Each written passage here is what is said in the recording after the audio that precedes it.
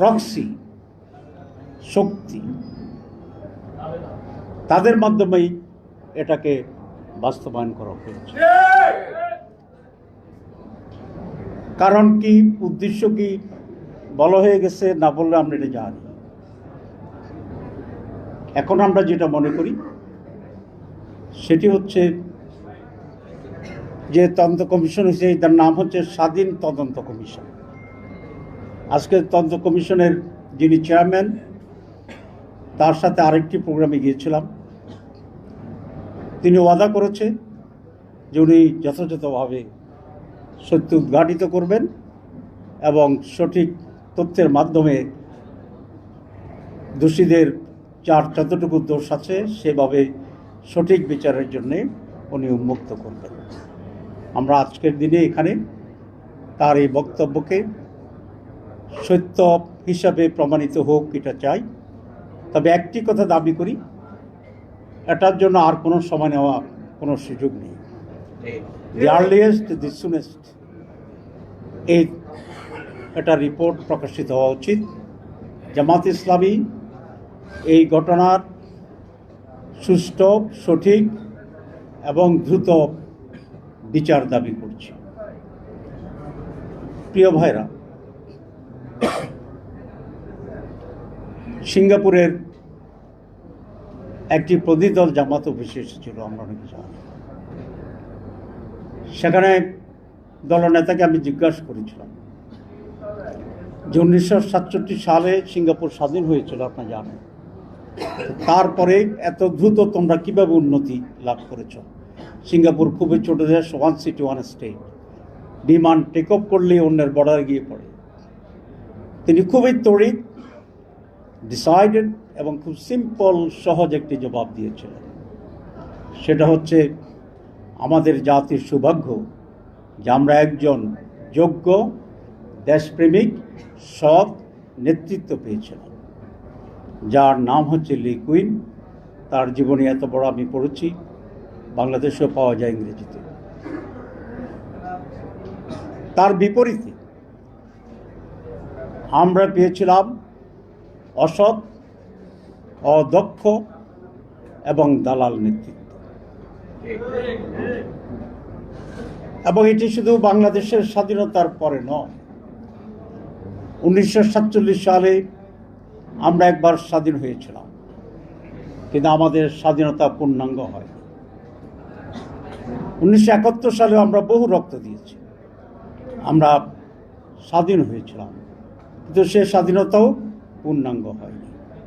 আবার দ্বিতীয় স্বাধীনতার কথা আমরা বলছি 5 আগস্টে, কিন্তু 6 মাসের ব্যবধানে আজ আবার মনে হচ্ছে সেই স্বাধীনতার আকাশে কালো মেঘের ছায়া, দুর্যোগের ঘনঘটা। আবার এটা ফিকে হয়ে যাচ্ছে, আবার রক্ত অর্থহীন হচ্ছে, জীবন দেওয়ার যে ফসল সেটি ঝরে যাচ্ছে। এই যে সৌভাগ্য বা দুর্ভাগ্য জাতি, আমি আর্মিদের সেখানে ওই কথাটি বলেছিলাম যে বারবার যে হত্যাকাণ্ড, অবিচার, অন্যায়, শোষণ, শাসন, সব কিছুর মূলে হচ্ছে সৎ এবং যোগ্য দেশপ্রেমিক নেতৃত্ব। এই নেতৃত্ব যতদিন জাতি তার জন্য নির্ধারণ না করবে, তাকে সাফার করতে হবে। 5টি বিষয়ের কথা আমি সেখানে বলে আসছি। সেনাপ্রধানও আজকে খুব শক্ত শক্ত কথা বলেছেন। উনি ঐক্যের কথা বলেছেন, বিশৃঙ্খলা তৈরি না করার কথা বলেছেন। এবং আমরা মনে করি বাংলাদেশকে যদি আজকে সঠিক লক্ষ্যের দিকে আগাতে হয়, বাংলাদেশের স্বাধীনতা, সার্বভৌমত্ব, মানুষের অধিকার, এটিকে যদি আসলে আমরা অর্জন করতে চাই, তাহলে আজকে ঐক্যের কোনো বিকল্প নেই, ঐক্যবদ্ধ জাতির কোনো বিকল্প নেই। যারা দলের স্বার্থে কাজ করে, নিজের জন্য কাজ করে, দল কানা রাজনীতিকে আজকে আমাদেরকে পরিহার করতে হবে, তাদেরকে এই দেশের জন্য অনুপযোগী ঘোষণা করতে হবে। আজকে প্রয়োজন হচ্ছে নৈতিকতা সম্পন্ন চরিত্রবান, দেশপ্রেমিক, আত্মত্যাগী নেতৃত্ব, সাহসী নেতৃত্ব। এই জন্য আমি বলে আসছি যে 5টি বিষয়ে আমাদের ঐক্য থাকতে হবে। 1, বাংলাদেশের স্বাধীনতা, সার্বভৌমত্ব। 2, effective democracy, sustainable democracy. 3, fair, participatory, অবাধ, সুষ্ঠু নির্বাচন। 5, দুর্নীতিমুক্ত বাংলাদেশ। 6, নৈতিকতা এবং আলোকিত সমাজ গঠনের প্রক্রিয়া এবং উদ্যোগ। এই কয়েকটি বিষয়ে কারো দ্বিমত করার কোনো সুযোগ নেই প্রকাশ্যে। যারা এখানে ঐক্যমত্য নয় তারা বলুক যে আমরা স্বাধীনতা চাই না। তারা বলুক আমরা গণতন্ত্র, ট্যাক্সি গণতন্ত্র চাই না। তারা বলুক আমরা সুষ্ঠু নির্বাচন চাই না। তারা বলুক আমরা দুর্নীতিগ্রস্ত বাংলাদেশ চাই। তারা বলুক আমরা অনৈতিক বাংলাদেশ চাই।